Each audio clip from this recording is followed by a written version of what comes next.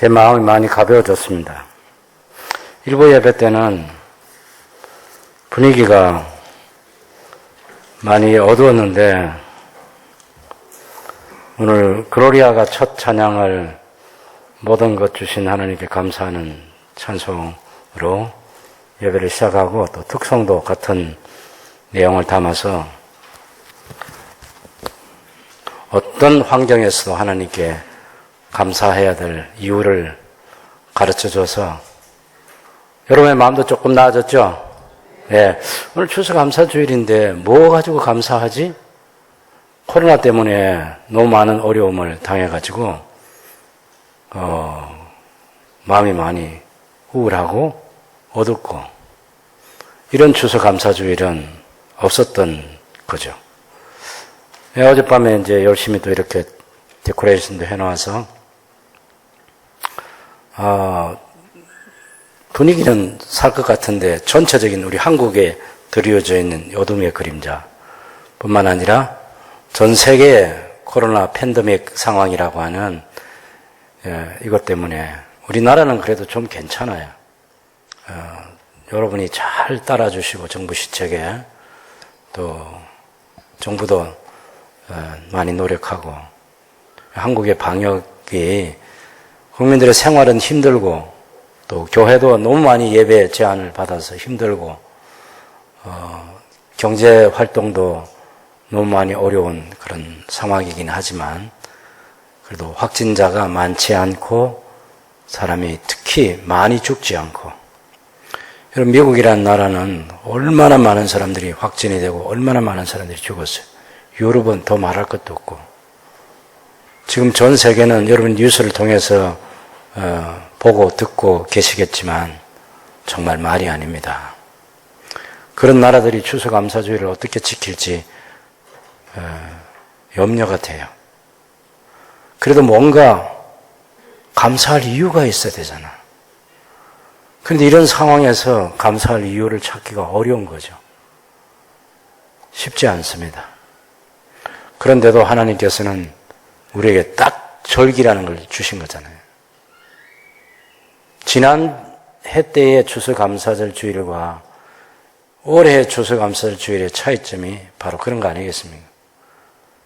그래서 지난해까지는 뭔가 감사할 이유를 뭘 갖고 얘기를 하려면 할 게 있다고 생각되는 게 그런 추수감사절 주일이었는데 올해는 감사할 만한 이유는 없는데 그래도 감사주일을 지켜야 되고 감사주일의 뜻을 생각해야 하고 또 우리 장로님 눈물로 기도하시면서 그런 생각을 갖고 다 하나님께 올려드렸으면 하는 이런 상황에도 우리가 하나님의 하나님 되심을 높여드려야 하는 것이고 조금이라도 그 순도가 하나님을 예배하는 순도가 낮아지면 안 되는 거죠. 오늘 사도 바울이 이 골로새서라고 하는 이 편지를 써서 골로새 교회에 보냈습니다. 두기고와 오네시모의 편에 골로새서도 보내고 빌레몬서도 보내고 두 개의 편지를 동시에 보냈습니다. 바울의 상황은 어떤 상황이냐면 이 편지를 쓴 바울의 상황은 제1차 전도여행, 예수님을 믿고 나서 그리고 안디옥 교회 10년이 더 지난 뒤에 13년이죠. 지난 뒤에 안디옥 교회에서 1년 동안 사역을 잘 해가지고 안디옥 교회 성도들을 그리스도인이라는 별명을 듣게 할 만큼 양육을 잘 했습니다. 그리고 성령께서 바울을 선교사로 파송하라는 지시가 있어서 안디옥 교회에 파송을 받아서 그때부터 시작한 제1차 전도여행, 제2차 전도여행, 제3차 전도여행. 이 전도여행을 무사히 마치고 예루살렘에 올라와서 서원 결례가 다 끝난 사람의 그 결례 의식을 도와주기 위해서 예루살렘 성전에 올라갔는데 오해를 받았어요. 무슨 오해를 받았냐?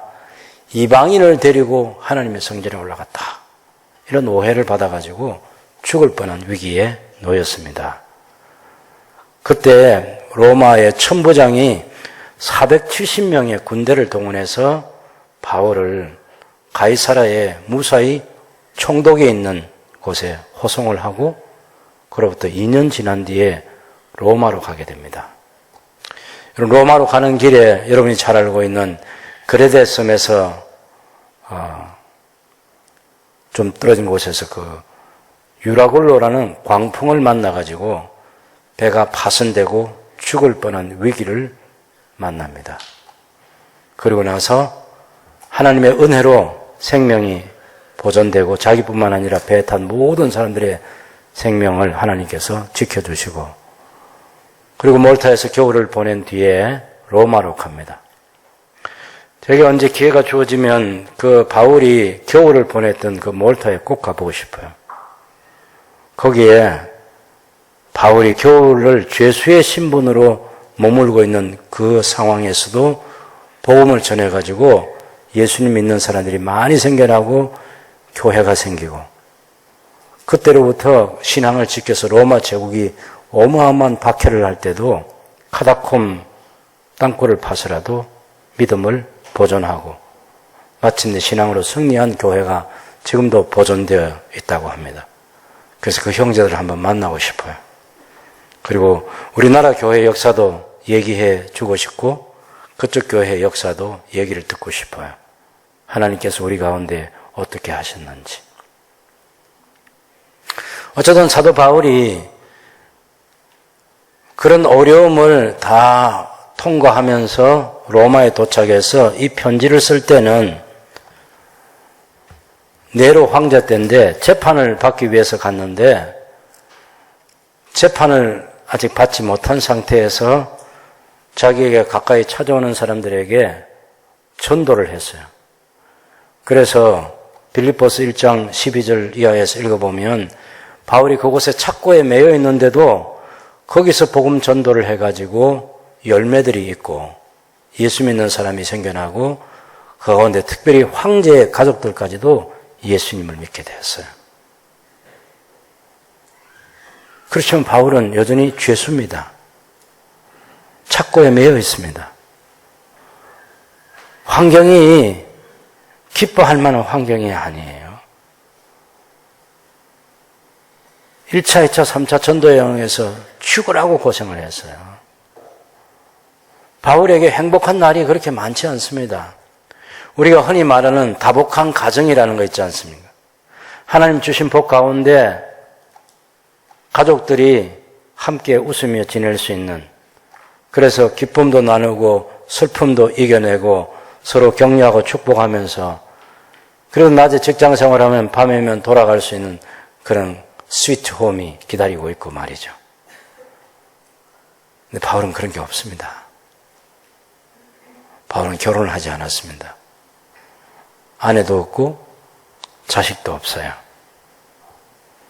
요즘에 우리 어떤 제 나이 또래나 제보다 조금 나이가 더 어린 사람도 가만히 보니까 그 핸드폰을 혼자 들고 웃고 있으면 그건 손자 손녀하고 통화하는 거예요. 영상통화. 특별한 거 안 해요. 발음도 정확하지도 않는데 할아버지 한번 불러주고 할머니 한번 불러주고 거기 빠져가지고 그 행복감에 살아요. 그런데 여러분, 바울은 그런 게 없습니다. 혈통으로는 누구도 이 세상에서 자기를 따뜻하게 맞아주리가 없습니다. 지금 로마 감옥에 죄수의 신분으로 착고에 매여 있습니다. 그런데 그것은 옥중에 쓴 네 권의 책, 에베소서, 빌립보서, 골로새서, 빌레몬서는 기쁨으로 충만합니다. 감사로 충만합니다. 감격이 있어요. 소망이 있어요. 꿈이 있어요. 누군가가 바울에게 당신이 행복합니까? 하니까 그럼 나 예수 때문에 행복하지. 그가 살아가야 될 삶의 이유가 있습니다. 왜 감옥에서 이렇게 시간을 보내야 되는지, 그런, 자유의 몸이 돼야 되잖아. 선교사가 되려면. 그런데 감옥에 매여 있어요. 재판도 해주지도 않고. 그런 상황 속에서도 바울은 에베소서를 쓰면서도 하나님께 감사하고, 빌립보서를 쓰면서도 하나님께 감사하고 기뻐하고, 골로새서 쓰면서도 하나님께 감사하고 기뻐하고.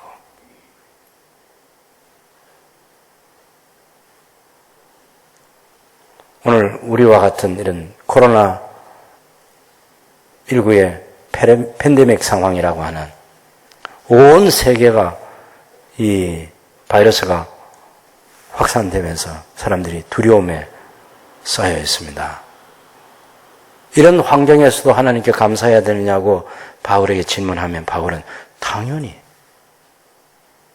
감사할 이유가 있지, 이렇게 말할 거예요.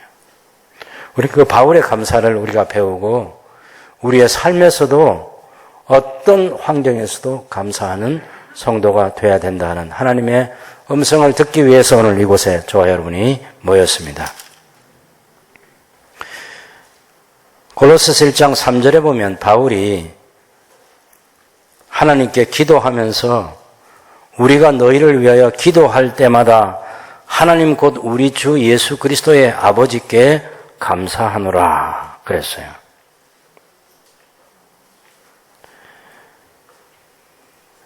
기도할 때마다 우리 주 예수 그리스도의 아버지 하나님께 감사한다. 이유가 뭐냐? 세 가지를 얘기합니다. 여러분 4절 보시면, 이는 그리스도 예수 안에서 너희의 믿음 때문에 감사한다는 것이죠.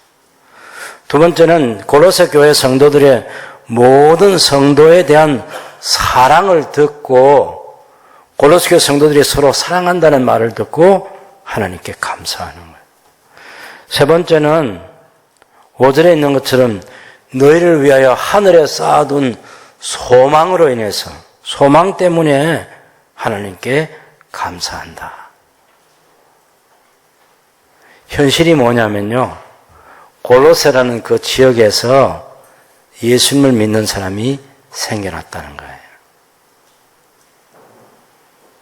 여러분, 이 골로새서는 바울의 환경은 로마의 감옥이라는 곳에, 가택연금 상태 감옥이죠. 그곳에서 아주 자유가 없고 불편한 그런 상황에 있지만, 골로새, 바울이 편지를 쓰고 있는 이 골로새 지방을 비롯해서 소아시아, 터키에 그 상황이라고 하는 것은 우상숭배가 많은 곳이죠. 우선 에베소서라는 이 편지를 본 에베소만 하더라도 아데미 여신이라고 하는 그 여신을 섬기기 위해서 어마어마한 웅장하고 화려한 신전을 지어서 그 아데미 여신을 섬기고 있어요. 바울이 말 잘못했다고 해서 그 사람들이 광적으로 모여가지고 크도다 아데미여, 크도다 아데미, 이걸 2시간 동안이나 외칠 수 있는 사람들이 그 에베소 사람들이에요.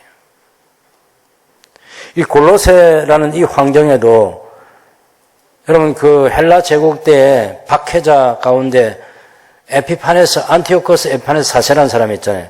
그 사람의 아버지 안티오코스 3세 때 유대인들이 이 골로새 지역으로 2,000명이나 이주해 와서 살았습니다. 그래서 거기는 유대주의의 이 문화가 있는 거예요, 유대주의. 유대인들은 날과 절기 이런 거 굉장히 중요하게 여기는 사람들이잖아요. 그곳에는 또한 헛된 철학이 퍼져 있어요. 영주주의 초기이긴 하지만 영은 거룩하고 선한데 육은 더럽고 악하다고 생각하는 그 유언론, 이 사상이 퍼지고 있는 그런 때예요. 당연히 우상 숭배가 심한 것이죠. 천사 숭배가 있는 곳이에요. 이런 헛된 사상들이 쭉 퍼져 있는 그 골로새 도시에서, 골로새 지역에서 거기서 예수님을 믿는 사람이 생겨났다. 우리가 골로새 교회 하면 창원에 100만 명이 살고 있는데 신자 수가 10%가 넘지 않습니다. 그죠? 창원에 신자 수가 많아서 하나님께 감사합니까? 안 믿는 사람이 그렇게 많은 가운데서 이만한 예수 믿는 사람이 생겨났다는 거예요. 제가 이 골로새 우리 김정영 목사님하고 그 지역을 방문했을 때 거기는 이제 언덕으로 되어 있습니다. 이 성경 시대의 골로새는 지금과 같은 도시로 드러나 있지 않고 흙 속에 묻혀 있어요. 흙 속에. 아직 개발을 못하고 있습니다. 터키가 돈이 있으면 나중에 개발하겠죠. 네, 지금 묻혀 있어요. 거기서 조금 떨어진 곳에 지금 골로새라는 그 도시가 건설되어 있고, 어쨌든 그때는 많은 사람들이 살고 있으면서 그런 여러 가지 환경들 가운데 예수님을 믿는다는 것도 쉽지 않고 바르게 믿는 것도 쉽지 않아요. 유혹하는 게 많으니까. 일단 유대 율법주의자들도 기독교를 인정하지 않습니다. 2,000명의 유대인들 가운데 몇 사람이 예수 믿겠습니까? 그 도시에 그런 철학적인 사상, 거짓 숭배 사상들이 가득한 그런 때에 예수 믿는 사람이 얼마나 되겠냐고. 그런데 사도 바울은 자기가 예수님을 믿고 있는 것처럼 골로새 교회 성도들이 예수님을 믿는다는 그 믿음 때문에 하나님께 감사하고 있는 거예요. 정말 믿을 수 있는 환경이 아닌데, 믿을 만한 사람이 아닌데 하나님께서 믿음을 주셔서 그들이 하나님을 믿고 있다 하는 것 때문에 감사하는 거예요. 저 여러분이 가지고 있는 믿음이요, 바울은 모든 사람의 것이 아니라고 그랬어요. 믿음은 모든 사람의 것이 아니에요. 믿음은 자기가 믿고 싶다고 믿어지는 게 아니에요. 믿음은 안다고 생겨나는 게 아니에요. 하나님이 주신 선물이에요. 그래서 이 바울이 썼던 데살로니가전서 1장 3절 4절에 보면 바울이 뭐라고 말하면, 데살로니가 교회 성도들이 우상 숭배를 버리고 하나님께 돌아와서 믿음의 역사가 있고 사랑의 수고가 있고 우리 주 예수 그리스도의 재림에 대한 소망을 가지고 있기 때문에, 그 소망 때문에 인내한다는 소식을 듣고 바울이 뭐라고 표현했냐면은, 여러분 형제들아, 여러분을 보니까, 믿음의 역사가 있는 거 보니까, 사랑의 수고를 하고 있는 거 보니까, 예수님의 재림에 대한 소망을 가지고 사는 거 보니까 여러분 하나님 택한 백성입니다. 이렇게 얘기합니다. 에베소 1장 3절 이하에서는 창세전에 그리스도 예수 안에서 우리를 하나님이 선택하셨다라고 그렇게 말했던 바울이 데살로니가 교회 편지를 쓸 때는, 여러분이 이런 신앙생활을 하고 있는 거 보니까 여러분 택한 하나님의 백성입니다. 이렇게 얘기한다. 그러니 믿음은 모든 사람의 것이 아니고 하나님께서 택하신 사람들에게 부어주시는 하나님의 선물이 믿음입니다. 그러니 감사한 거죠. 감사한 거죠. 한번 생각해 보세요. 여러분 모르지만 저 같은 사람이 예수 믿었다. 무슨 배경이 있어요, 배경이. 그 시골의 고향에 교회가 있어서 예수를 믿을 수 있는 환경이 하나 만들어진 거예요. 그러면 여러분 제가 살던 그 동네나 그 의령이라는 그런 곳에 가면 뭐 교회에 다니는 사람들이 그 의령을 지배하고 있는 게 아니잖아요. 대부분의 사람들이 다 불신자잖아요. 그런 데서 예수 믿는 사람이 생겨나고 교회를 개척하고 진리를 알고 예수님을 구세주와 주님으로 섬기고 영생의 소망을 가지고 살아가는 사람들이 그 동네도 생겨난 거죠.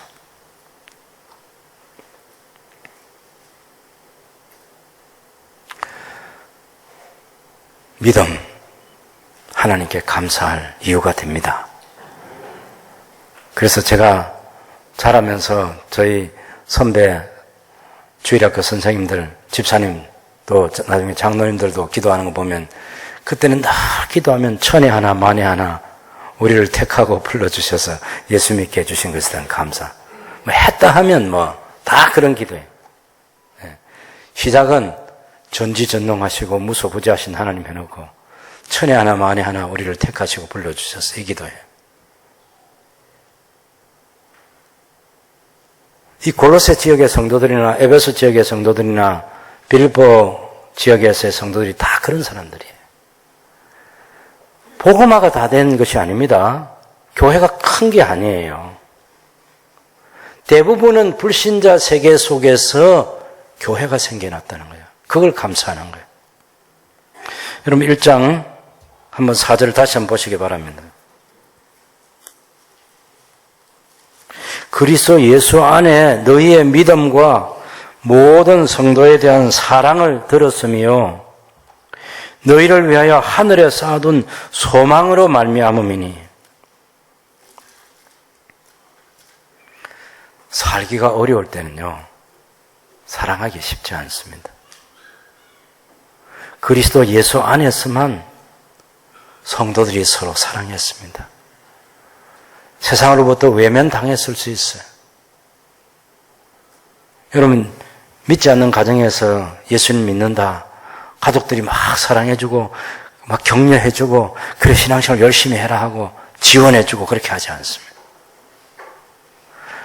같은 사업하는 사람들이 자기들 동료 가운데 누가 예수님을 믿게 됐다. 어떤 눈으로 보겠습니까? 그 당시에는 사업을 하려면 믿지 않는 세계가 가지고 있는 자기들의 연합에서 하는 게 있어요. 우리 창원에도 사업하는 사람들 가운데 CBMC라고 하는 그 기독교 사업하는 사람들끼리 좀 모인 단체가 있는데 그건 숫자가 아주 작아요. 소수입니다, 소수. 그래서 세상으로부터 사랑받지 못해요. 자기들이 살아가는 삶의 방식, 사업하는 방식이 있다고. 기독교 가치를 가지고 사업하는 것을 누가 좋아하겠습니까? 사랑할 수 있는 대상은 교회 성도들만이 성도들을 서로 사랑할 수 있는 거예요. 그런데 이 골로새 교회는 데살로니가 교회처럼 서로 사랑하고 있었어요. 바울이 여러분의 사랑을 들었다 하는 그 표현 속에 얼마나 많은 내용들이 담겨 있는지 여러분 아시죠? 골로새서보다 더 먼저 써졌던 고린도서 13장에서 사랑이 뭐냐? 사랑은 온유하고 사랑은 시기하지 아니하고 자랑하지 아니하고 자기의 유익을 구하지 아니하고 모든 것을 참고 기다리고. 골로새 교회 성도들이 서로 사랑하고 있었어요. 그 소식을 바울이 듣고 기도할 때마다 하나님 감사합니다. 이 어려운 세상에서 우리 골로새 교회 성도들이 서로 사랑하고 있다고 합니다. 하나님 주신 은혜입니다. 그래서 감사하는 거예요. 이 골로새 교회는 바울이 개척한 교회가 아니에요. 이 골로새 교회는 에바브라가 바울에게 여러분 두란노에서 2년 동안 두란노 서원에서 2년 동안 바울이 사역할 때 그때 교육받은 사람인 것 같아요. 그 에바브라가 골로새 교회를 개척해서 세웠어요. 바울은 그곳에 가본 적이 없습니다. 여러분 이 골로새서 한번 보세요. 거기 보면 4장 12절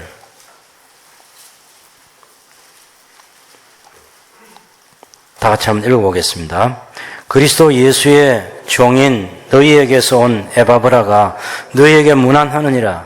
그가 항상 너희를 위하여 애써 기도하여 너희로 하나님의 모든 뜻 가운데서 완전하고 확신 있게 서기를 구하나니.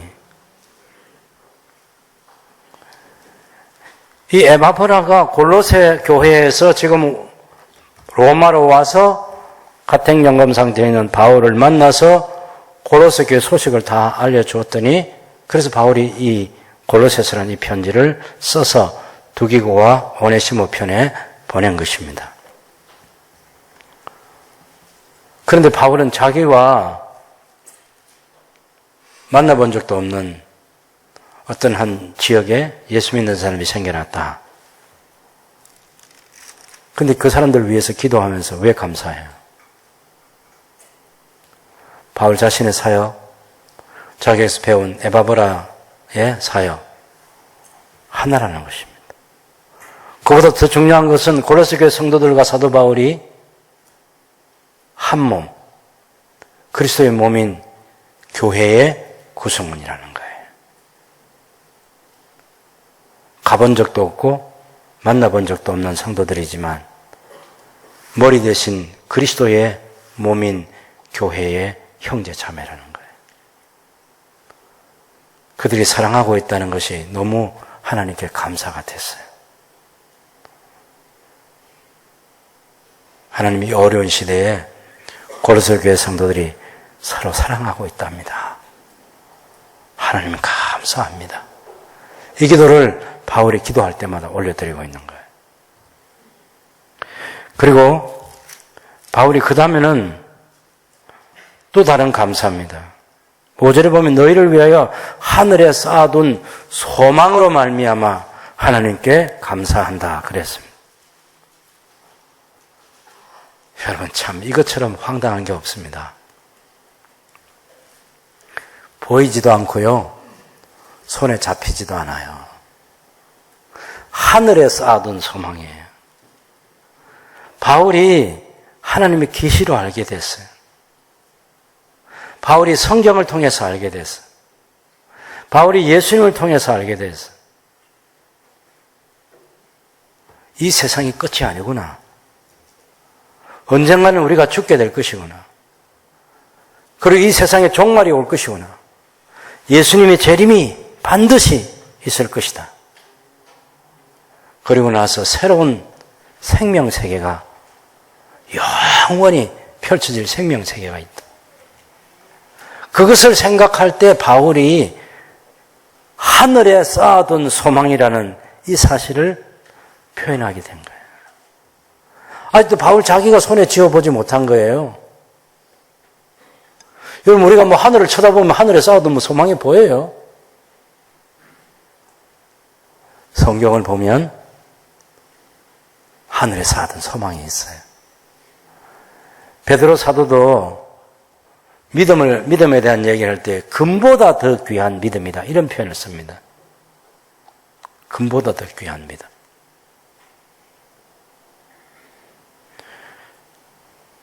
믿음이 금보다 귀하다. 보이는 이 세상이 전부가 아니고 영원한 세계가 있다는 이 사실. 우리 주 예수님이 재림하시고 나면 영원히 변하지 않고 날마다 행복하고 평화로운 그런 생명세계. 바울이 어떤 얘기를 했냐면 빌립보서 1장에 보면 자기가 지금 이 로마의 감옥에 있으면서 성도들이 기도해주고 하나님 뜻이 있어 자기가 풀려나갈 것 같다는 생각이 든다고 그랬어요. 그러면서도 정말 바울이 원하는 것은 살든지 죽든지 내 몸에서 그리스도가 존귀하게 되는 것이다. 내가 살아서 그리스도가 존귀하게 되면 내가 살 것이고 내가 죽음으로써 그리스도가 존귀 여김을 받을 수 있으면 내가 죽을 것이다. 살아있는 이 순간과 죽음 이후에 그 두 사이에서 내가 지금 끼어 있는데 근데 정말 내가 더 원하는 것은 지금 죽어서 주와 함께 있는 것이다. 이렇게 얘기를 했어요. 죽으면 곧 주님과 함께 있게 된다. 바울이 미친 사람처럼 복음 전도를 하러 다녔던 지난 3차 전도 여행까지 기다리고 있는 게 뭡니까? 추위와 굶주림과 핍박과 조롱과 비웃음과 매맞음과 그것도 보통 매맞음이 아닌 40에 하나 감한 매를 5번이나 맞는데 얼마나 힘들었겠어요. 무슨 자기를 보호해 줄 장치가 아무것도 없는 거예요.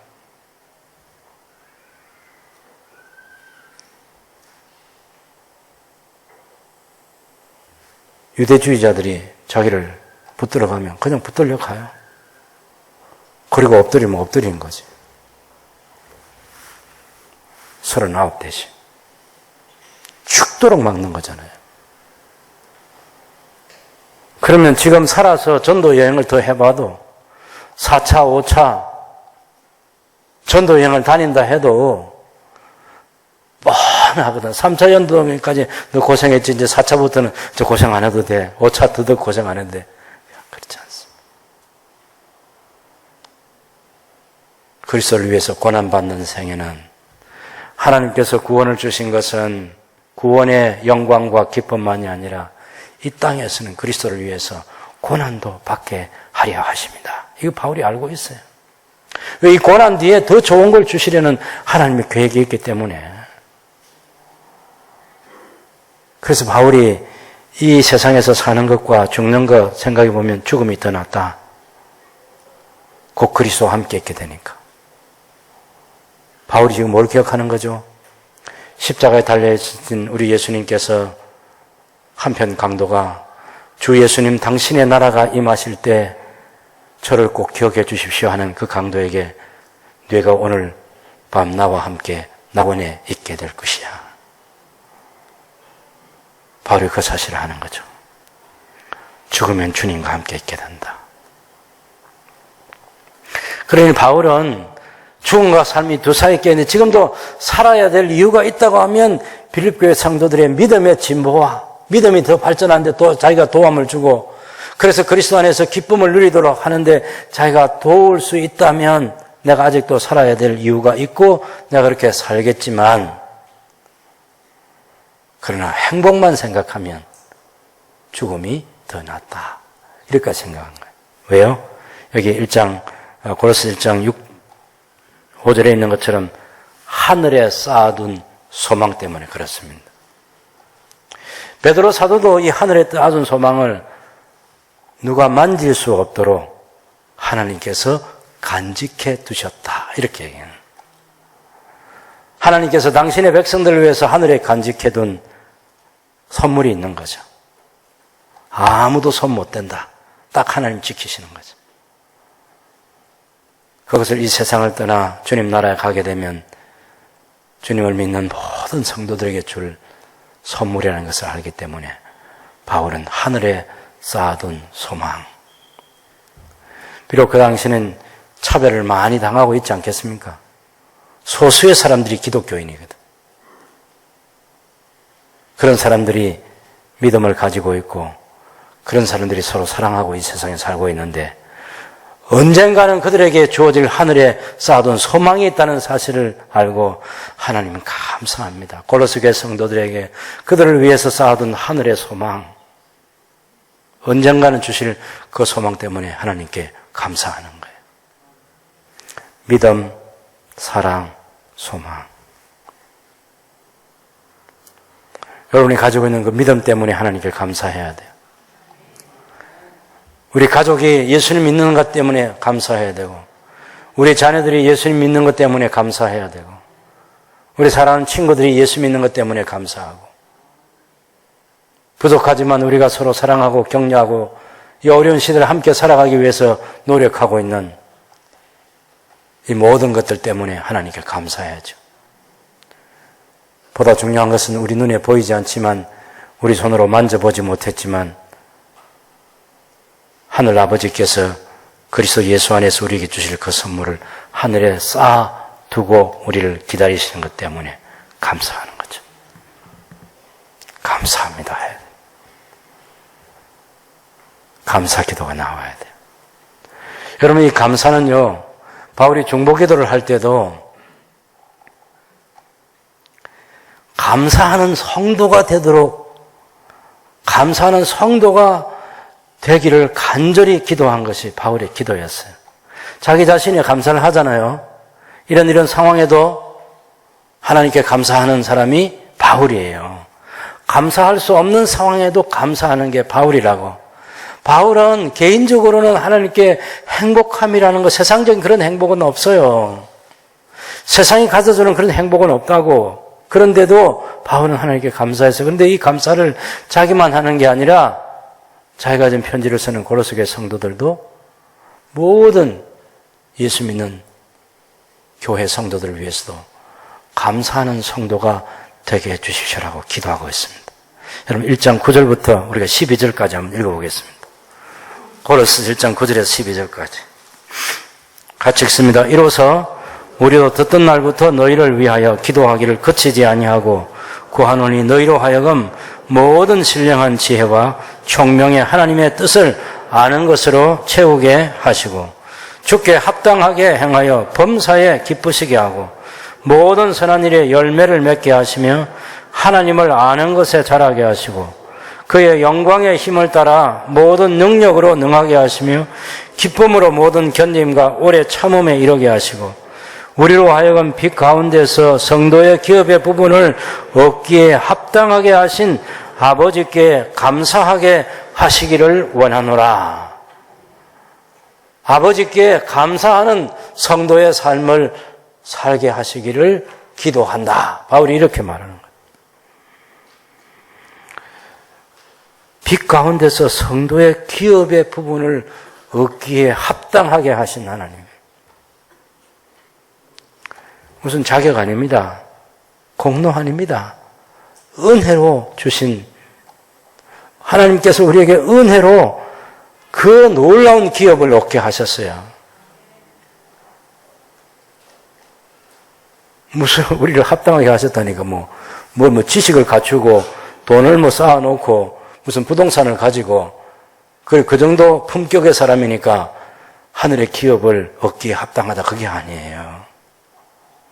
우리 다 죄인인데 하나님께서 우리 죄인을 구원하시기 위해서 예수님을 보내주셨어요. 예수님 우리의 죄를 대신해서 십자가에 달려 돌아가셨어요. 그리스도 안에서 우리를 구원해 주셨습니다. 하나님의 죄 용서해 주시고 하나님의 자녀가 되게 해주셨습니다. 너는 내 아들이라고 불러주시는 분이 우리 하나님이십니다. 성령께서 우리가 하나님을 아버지로 부를 수 있도록 우리 속에서 계속해서 일을 하는 거예요. 그래서 그 아버지를 잊지 않아요. 저와 여러분이 동일하게 우리의 가장 기도의 그 순전한 언어가 무엇이겠습니까? 아버지.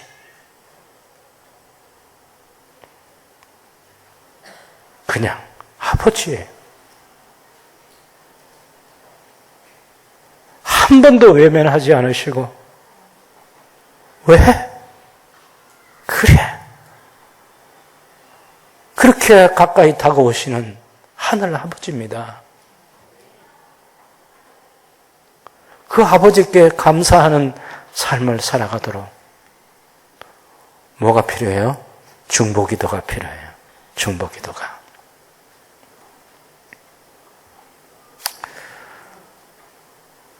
세상 것들 다 사라지고 다 변하고 우리가 붙들 수 없습니다. 언젠가는 놓아야 되고요. 포기해야 하고 여러분이 가지고 있는 꿈도 현실이 될 수 없을 수 있습니다. 그럴 때도 우리가 마지막 이 세상을 떠나면서 여기까지 살게 해주신 하나님께 감사하고 제 영혼을 받아주실 하나님께 감사하고 천국에서 영원을 살게 해주실 하나님께 감사하면서 그렇게 주 앞에 가야죠. 다 그렇게 될 수 있기를 주님의 이름으로 축원합니다. 가야 합니다. 사도 바울은 그 기대와 그 설렘으로 이 세상을 살아가고 있는 거예요. 골로새 교회 편지를 쓸 때 같은 시기에 썼던 에베소서, 골로새서, 빌립보서 그 성도들이 처해 있는 상황 자체가 다 어려웠어요. 바울이 3년 동안 에베소에서 사역했다 하지만 바울이 그 에베소를 떠나기 전에 폭동이 일어났잖아. 여전히 불신자들이 지배하고 있는 세상에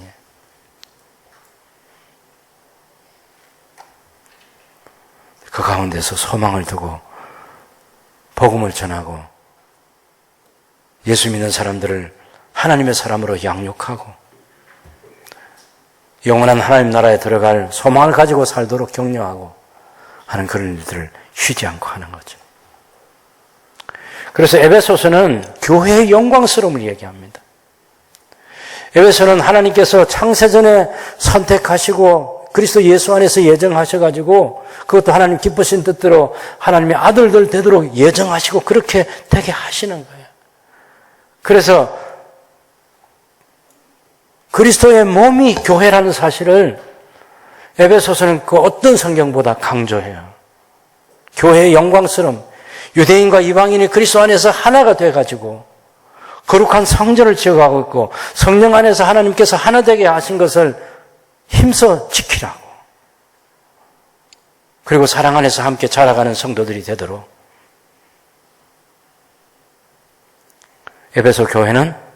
에베소서는 교회의 영광스러움. 바울이 지금 우리가 읽고 있는 이 골로새서는 예수 그리스도의 완전하심, 예수 그리스도의 뛰어나심, 어떤 것과도 비교할 수 없는 뛰어나심이 있어요. 세상에 존재하는 모든 피조물보다 예수님이 먼저 계셨어요. 창조주예요. 그래서 이 골로새서를 잘 읽어보면 예수님은 창조주이시다. 예수님은 우리를 구원하신 구속의 주님이시다. 구원해 주셨다. 지금도 하늘에 계신다. 여러분 골로새서 3장 1절을 한번 보십시오. 그러므로 너희가 그리스도와 함께 다시 살리심을 받았으면 위의 것을 찾으라. 거기는 그리스도께서 하나님 우편에 앉아 계시느니라. 위의 것을 생각하고 땅의 것을 생각하지 말라.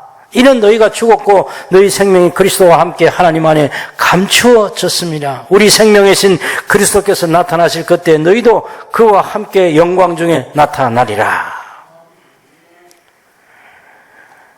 야, 여러분, 바울이 이런 설레임으로 지금 살고 있는 거지.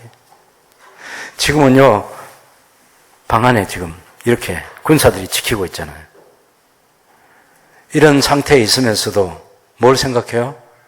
하늘의 영광을 생각하는 거예요. 하나님께서 감추어 놓으신 그 하늘의 영광, 언젠가는 예수님 다시 재림하셔서 우리가 그 나라에 들어가게 될 그날에 하나님께 주실 그 영광, 세상 그 어떤 것과도 비교할 수 없는 그 하늘의 영광,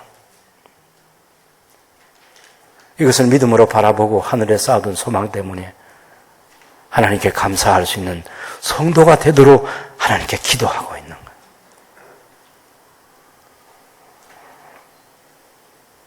병고침 중요하죠. 예수 믿고 병고침 받았다. 예수 믿고 내 지혜가 생겨났다. 예수님 믿고 내 건강이 회복되었다. 예수님 믿고 내가 하는 모든 일에 하나님께서 복을 주신다. 이거 다 좋은 간증들입니다. 그러나 때로는 하나님께서 2020년에 허락하신 이 코로나 상황처럼 우리 한국뿐만 아니라 전 세계가 어려움을 당하고 많은 사람들이 우리 주변에서 죽어가고, 우리 한국은 장례식이 코로나 때문에 많지 않지만 여러분 영국이나 프랑스나 인도나 미국이나 이런 데는 장례식이 얼마나 많아요.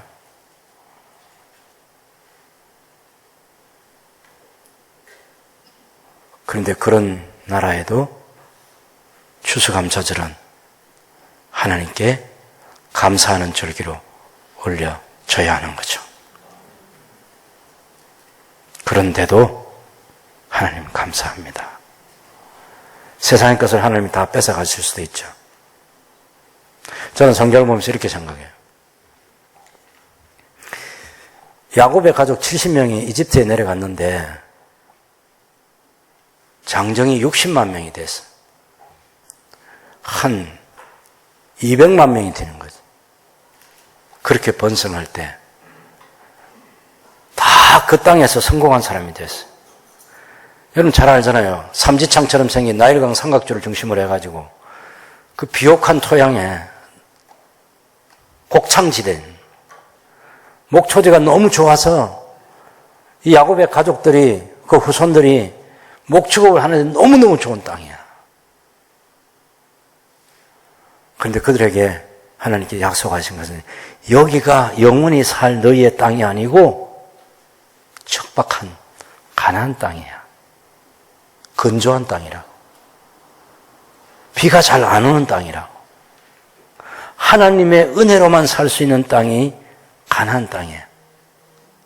그런데 이집트에 살고 있는 사람들이 그 가나안 땅에 대한 생각이 들겠어요? 100년이 넘게 하나님께서 종살이를 하게 합니다. 뭘 끌어내기 위해서? 애굽 땅이 아니고 우리는 이 땅에 노예로 더 이상 살 수 없다. 자유롭게 살고 싶다. 자유롭게 하나님을 섬기며 살고 싶다. 그 마음이 생기도록 하기 위해서 수십 년이 되는 기간에 노예로 살게 하셨어요. 안 그러면 애굽을 안 떠납니다. 그 곡창지대를 왜 버립니까? 그 목축을 하기 좋은 그 초지를 버려두고 왜 가나안 땅에 갑니까? 누가 누구를 설득할 수 있습니까? 여러분, 안 갑니다. 우리나라가 일제강점기 때 일본에 강제징용 가서 간 사람들도 너무너무 힘들고 어렵게 살다가 그 땅에서 돌아가신 분들도 계시지만 수십 년 동안 일본 땅에 살면서 환경이 좋아진 사람들도 있어요. 해방 지나고 안 돌아왔습니다. 거기가 좋은데 왜 돌아옵니까? 성경에 의하면 바벨론 1차, 2차, 3차 포로로 잡혀간 사람들이 포로 생활 끝나고 고레스 왕의 칙령에 의해서 돌아가라 할 때 소수만 돌아왔습니다. 아니, 메소포타미아 지역, 티그리스 강과 유브라테스 강 사이에 있는 이 곡창지대, 이렇게 비옥한 땅, 이걸 두고 척박한 사람이 살기조차 어렵도록 파괴되어버린 예루살렘에 왜 돌아옵니까? 안 돌아옵니다.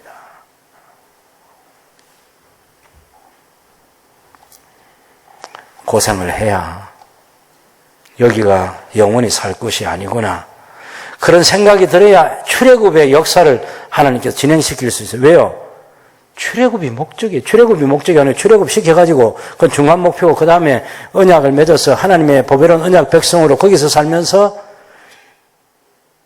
하나님의 하나님 되심을 하나님의 백성이 경험하고 그것을 사람들에게 보여주고 그래서 저 사람들은 안식일 지키고 절기 지키고 그래서 군대가 없어도 되고 국방력을 갖추지 않아도 되고 그냥 하나님께서 지키시고 보호해주고 공급하시는 저 좋은 나라 저 사람들처럼 우리도 저 사람들이 믿는 하나님 믿고 저 사람들이 지키는 율법 지키고 우리도 그렇게 살자. 그것을 세상 가운데 지금 이루어내야 되는데 그 한 민족 때문에 세계 모든 민족이 복을 받게 하고 싶은데 이 사람들이 애굽 땅에 정착해 살면서 여기가 살기 좋은데 하고 그렇게 살면 어떡해? 그래서 여기 이제 더 이상 못 살겠다. 그런 마음이 들도록 노예의 삶을 마지막 삶은 그렇게 살게 하시는 거예요. 바울이요. 전도 여행하러 다니면서 늘 대접받고 행복하게 살았으면 내가 죽음과 삶 사이에 있는데 내가 죽어서 주와 함께 있는 게 좋다. 그 얘기 안 했을지도 몰라요. 뻔하거든. 세상이라는 게 한눈에 딱 보이는 거예요. 여기가 영원이 아니다. 우리가 살 곳은 주와 함께 영원히 사는 천국에 있다. 그거 알려주러 다녔는데 바울이. 그래서 하늘에서 하던 그 소망 때문에 자기도 하나님께 감사하고 다른 성도들이 그 소망 붙들고 살아가는 것 때문에 감사하는 거죠.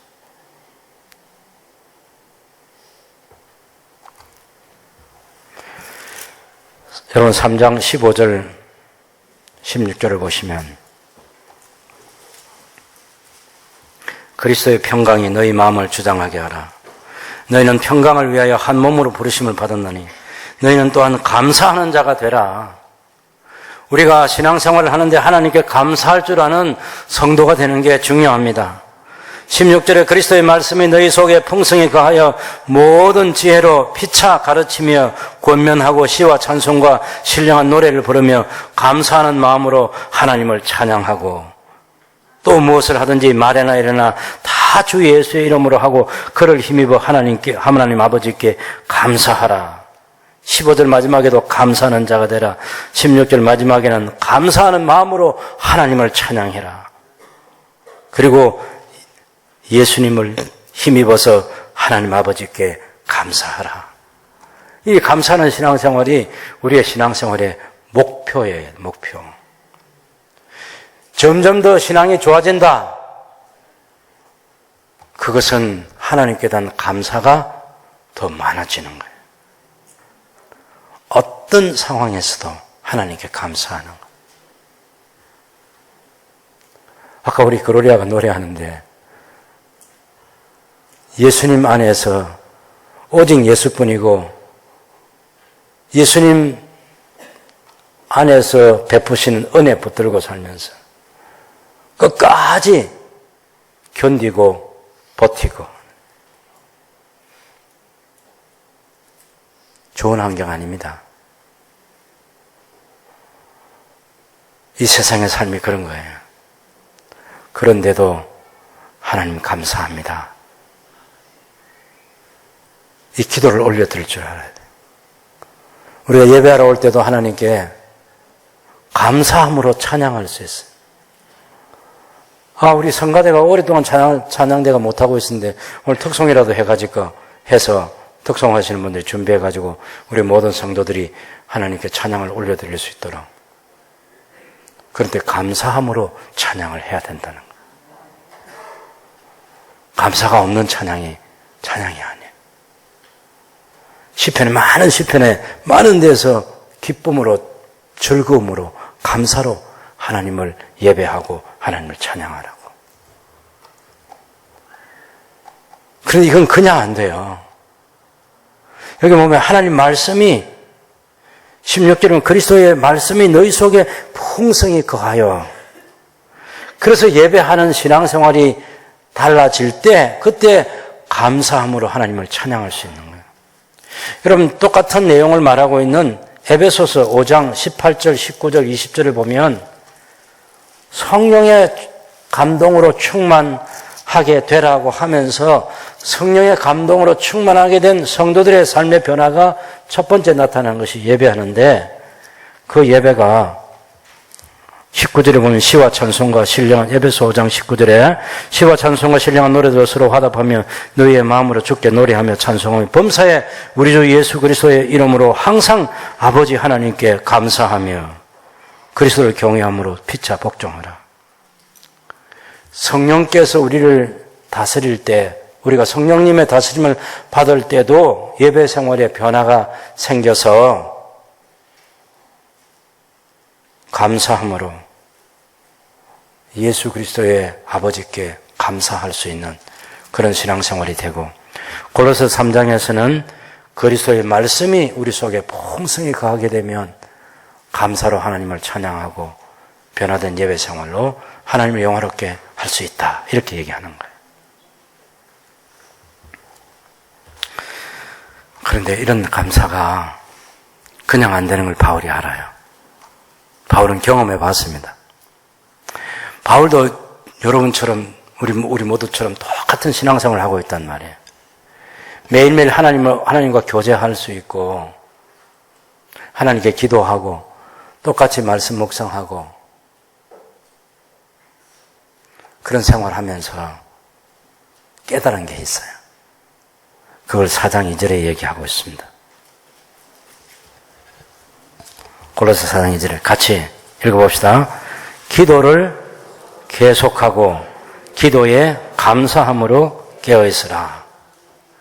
옛날 개혁성인 기도에 항상 힘쓰고 기도에 항상 힘쓰고 기도에 감사함으로 깨어있으라.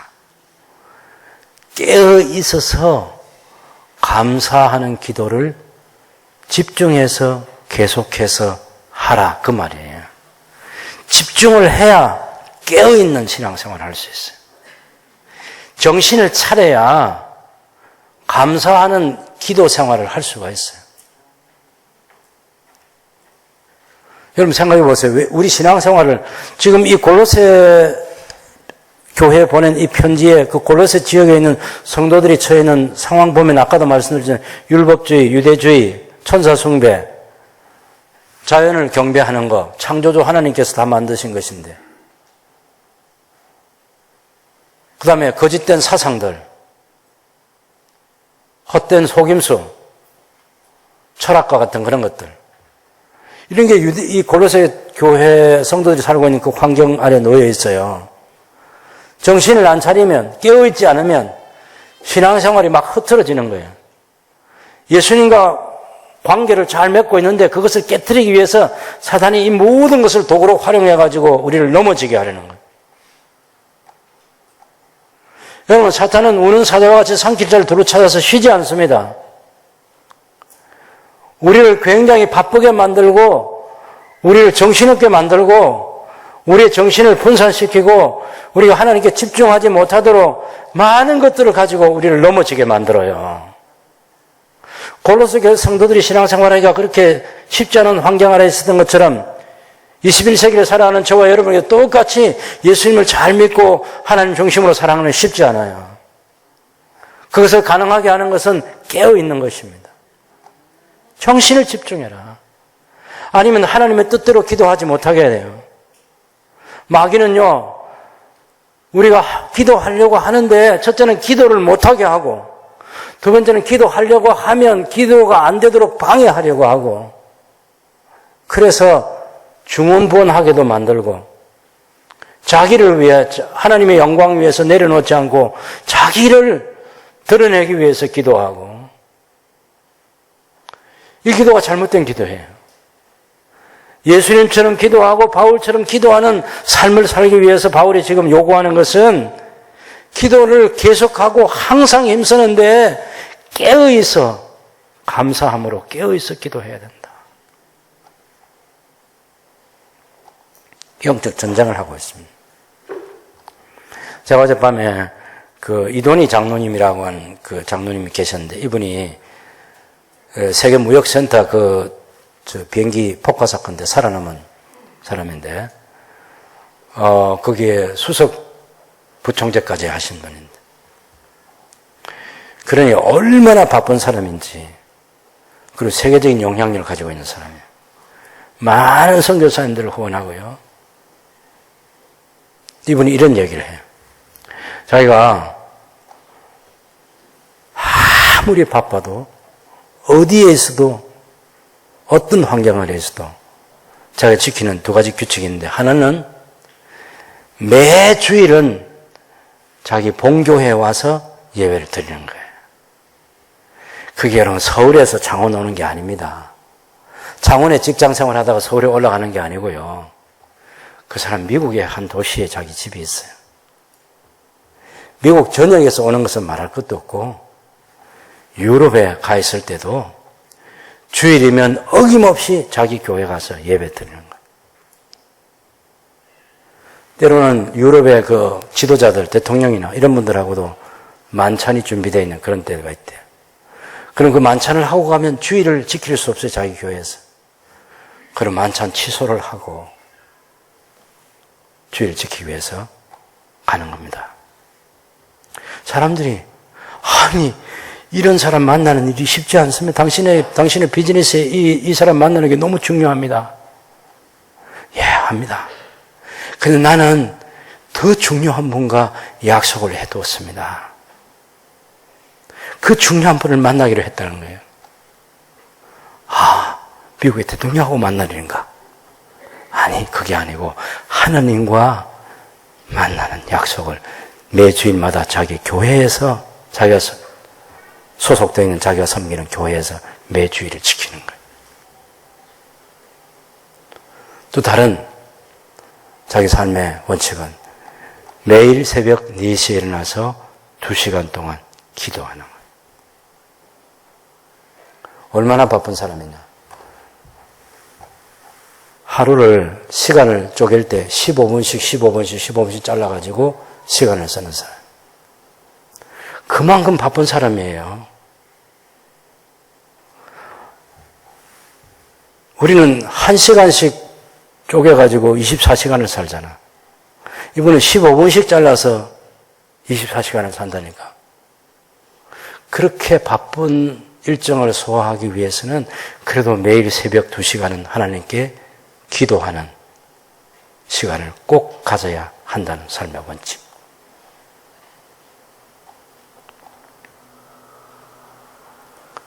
깨어 있어야 가능한 겁니다. 깨어 있어야 된다. 집중해야 된다. 우선순위를 둬야 된다.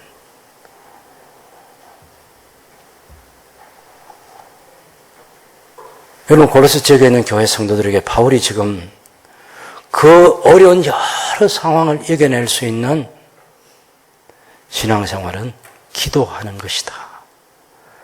그래서 나도 여러분을 위해서 기도할 때마다 이렇게 기도하고 있습니다. 구체적인 기도 내용은 이것입니다. 여러분이 기도에 항상 힘쓰고 깨어있어 감사함으로 하나님께 기도하십시오. 그리고 바울 자신과 자기와 함께하는 전도하는 사람들을 위해서도 기도해 달라고 중보 기도를 부탁했습니다. 우리의 환경은 우리가 감사할 만한 이유가 되지 않는 그런 일들로 가득한 세상에서 살아가고 있습니다. 그런데 여러분, 모든 지역의 모든 성도들, 모든 시대의 성도들이 이 세상에 살면서 감사해야 될, 변함없이 감사해야 될 이유는 있습니다. 하나는 우리의 믿음 때문, 두 번째는 우리가 서로 사랑하는 것, 세 번째는 하늘에 쌓아둔 소망. 우리에게는 언제나 믿음, 소망, 사랑, 이 세 가지가 있습니다. 그래서 하나님께 감사할 수 있습니다. 그 감사가 넘쳐나는 신앙생활을 통해서 하나님을 영화롭게 하고, 또 여러분과 함께 신앙생활하는 모든 사람들이 하나님께 감사할 줄 아는 성도가 되도록 도와주고 권면하고 기도해주고, 그래서 감사가 넘쳐나면 좋겠습니다. 우리가 신앙생활이 더 좋아졌다, 우리가 세상에서 더 성공한 사람이 됐다, 그것은요, 우리가 처음 예수님을 믿을 때보다 주님을 더 사랑하는 것, 내 신앙이 더 좋아졌다는 것은 내가 하나님께 더 많이 감사하는 성도가 됐다는 것. 꼭 돈으로 하는 거 아니에요, 여러분. 마음으로, 믿음으로, 모든 상황 속에서 하나님 감사합니다 라는 이 표현이 넘쳐나는 복된 성도의 삶을 살아갈 수 있게 되기를 바랍니다.